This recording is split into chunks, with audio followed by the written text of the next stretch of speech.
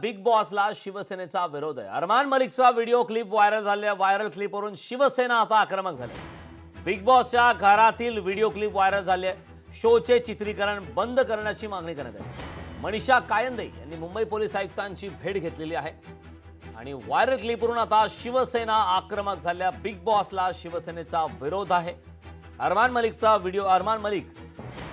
ची video clip viral झालेल्या शोचे चित्रीकरण आता बंद करण्याची मागणी देखील करण्यात आलेली आहे।